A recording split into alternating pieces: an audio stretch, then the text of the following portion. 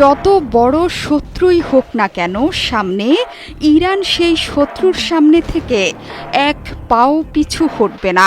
ইসলামী বিপ্লবের দেশটি মাথা উঁচু করেই থাকবে। আমেরিকাকে সাফ জানিয়ে দিয়েছেন দেশের ইসলামিক রেভলিউশনারি গার্ড কোর আইআরজিসির প্রধান কমান্ডার মেজর জেনারেল হোসেইন সালামি। তিনি যুদ্ধের হুমকি দেয়া শত্রুদের প্রকাশ্যে জানিয়ে দিয়েছেন যে ইরান যুদ্ধের সূত্র জানে, শত্রুর মুখোমুখি হলে এক পাও পিছু হটবে না। যুদ্ধ নিয়ে চিন্তিত নয় তেহরান। পরমাণু চুক্তি নিয়ে সরাসরি আলোচনায় বসতে ইরানকে চাপ দিয়ে যাচ্ছেন মার্কিন প্রেসিডেন্ট ডোনাল্ড ট্রাম্প। ইরান যদি চুক্তি না মানে তাহলে দেশটিতে বোমা মারার হুমকিও দিয়েছেন মার্কিন প্রেসিডেন্ট। ট্রাম্পের ক্রমাগত হুমকিতে ভয় পাওয়ার বদলে উল্টো যুদ্ধের ডাক দিয়ে যাচ্ছেন ইরানের কর্তা ব্যক্তিরা। যুদ্ধ নিয়ে প্রতিদিনই একের পর এক বার্তা দিচ্ছে তেহরান।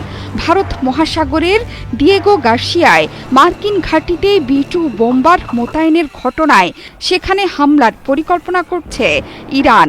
এরই মধ্যে সৌদি, কুয়েত সহ মধ্যপ্রাচ্যের নেতাদের সাথে আলাপচারিতাও সেরে ফেলেছে ইরান।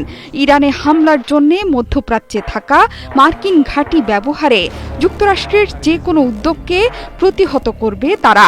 এমনকি আকাশ সীমাও ব্যবহার করতে দেবে না তেহরানের বন্ধু রাষ্ট্রগুলো। তাদের পাশাপাশি মধ্যপ্রাচ্যে আছে ইরানের ছায়াযোদ্ধারা, তারাও প্রস্তুত। যুদ্ধ নিয়ে শনিবার আইআরজিসির জ্যেষ্ঠ কমান্ডার এবং ব্যবস্থাপকদের সাথে বৈঠক করে হোসেইন সালামি বলেছেন, যুদ্ধ নিয়ে ইরান একেবারেই চিন্তিত নয়। ইরান যুদ্ধ শুরু করবে না, তবে যে কোনো যুদ্ধের জন্য প্রস্তুত।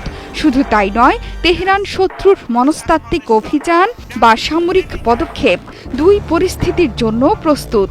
তবে শত্রুর মুখোমুখি হলে তারা এক পাও পিছু হটবে না বলেও হুঙ্কার ছাড়েন আইআরজিসির প্রধান। সালামির মতে ইরানের প্রতিরোধ ক্ষমতা সম্পর্কে পশ্চিমাদের মিথ্যে ধারণার উপর ভিত্তি করে শত্রুরা তেহরানকে দুটি বিকল্পের মধ্যে একটি বেছে নিতে বাধ্য করতে চায়। একটি হলো সংঘর্ষ এবং অন্যটি শত্রুর শর্ত মেনে নেয়া। অন্যদিকে ইসরায়েলি শাসন ব্যবস্থা দুর্বল, যার কারণ স্বার্থ বিস্তৃত এবং সর্বত্র ইরানের নাগালের মধ্যে।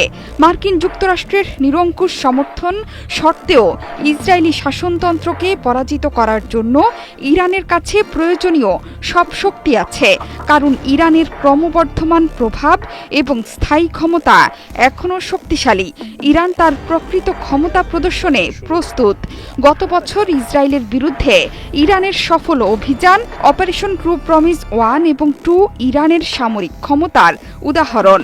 সে সময় ইসরায়েলের বহুস্তরীয় ক্ষেপণাস্ত্র ব্যবস্থা থাকা সত্ত্বেও প্রায় 600-র মতো ক্ষেপণাস্ত্র অধিকৃত অঞ্চলে গিয়ে পড়েছিল। শত শত ব্যালিস্টিক ক্ষেপণাস্ত্র এবং ড্রোন দিয়ে চালানো হামলায় সংবেদনশীল ইসরায়েলি সামরিক ও গোয়েন্দা লক্ষ্যবস্তুতে নির্ভুলভাবে আঘাত হানতে সক্ষম হয়েছিল তেহরান।